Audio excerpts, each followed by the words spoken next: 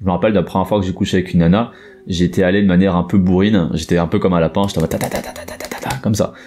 Et je me rappelle aussi que la nana m'avait prévenu en mode attention, doucement, elle me chuchotait des petits mots dans l'oreille pour me dire de ralentir.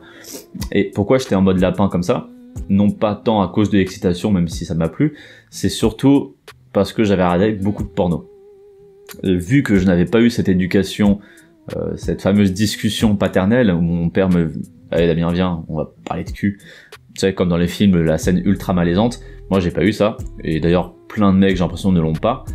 Bah, tu fais comme tu peux pour t'éduquer sexuellement. Parce que tu découvres le truc, t'es curieux, t'as envie, t'as des fantasmes, tu découvres ton corps, etc. Tu découvres ta sexualité. Donc, tu te renseignes comme tu peux. Et moi, les seuls renseignements que j'avais, comme beaucoup d'entre vous, j'imagine, c'est le porno sur Internet. Donc, j'avais répété des schémas. Je m'étais dit, bon, bah, j'ai vu à peu près ce genre de schéma, le mec qui baise cette fille dans telle position, qui se fait sucer comme ça, qui y va de manière assez intense.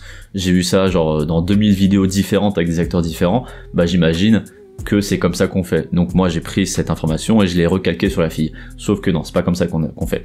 Je crois la vraie baise, ou enfin la vraie première fois où j'ai fait l'amour, sans le porno, sans le côté répétitif de performance, ça a dû faire 2 mois après ma première fois. Donc pendant 2 mois, j'ai été un coup exécrable, tu vois. Et avec du recul, je me dis que ça doit être horrible pour la nana, parce que j'avais discuté avec une copine quelques années après, qui me disait qu'elle voyait clairement quand un mec était éduqué au porno, ou éduqué, on va dire, de manière normale, de manière avec des filles, ou avec une discussion paternelle, etc., tu vois. Mais pour tous ceux qui ont une éducation sexuelle que basée sur le porno, bah ça se ressent carrément.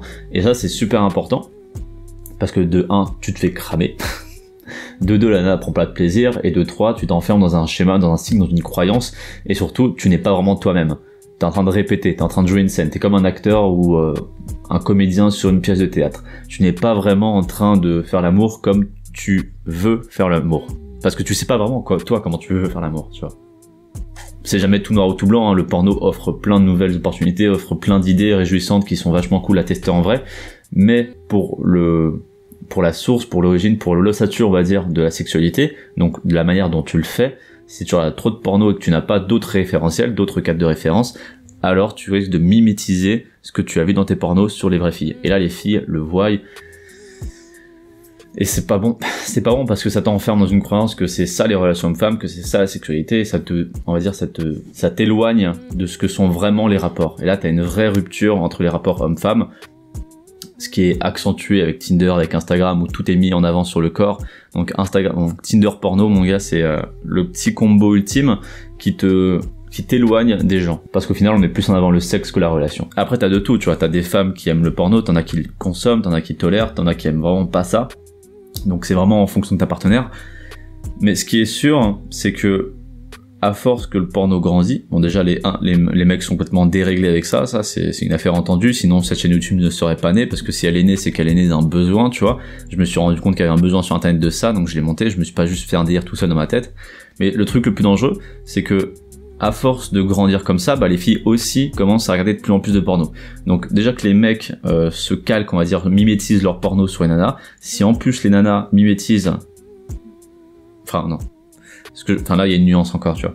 Si les nanas mimétisent ce qu'elles voient dans les pornos, ça peut, on va dire, leur donner de nouvelles idées encore. Donc ça, c'est cool. Mais par contre, si les nanas se disent que ce que le mec fait aux nanas est la norme, c'est là que ça devient dangereux. Parce que les mecs n'auront plus ces petits chuchotements en mode attention, tu vas trop vite, etc.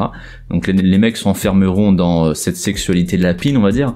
Et les nanas aussi s'enfermeront dans... cette sexualité lapine aussi, voilà, le mot est pareil. Et si ça prend de l'ampleur, alors homme comme femme, les deux penseront que c'est ça la norme, et aucun des deux se dira non mais peut-être que c'est pas ouf, etc. Donc peut-être qu'on devrait essayer autre chose. Non, parce qu'ils auront tous les deux la même éducation et ils seront tous les deux à peu près d'accord.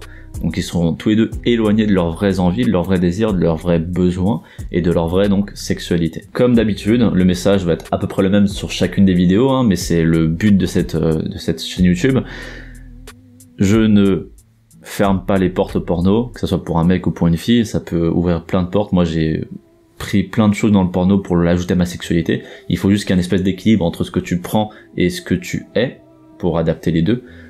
Voilà. Mais voilà, il faut juste ne pas en faire un absolu, il faut pas que ça soit dans l'excès, parce que si t'es dans l'excès, tu tombes dans la dépendance, et si t'es dans la dépendance, bah tu ne contrôles plus ta vie, tu ne contrôles plus ta sexualité, et tu ne contrôles plus tes relations. Bon fap à tous.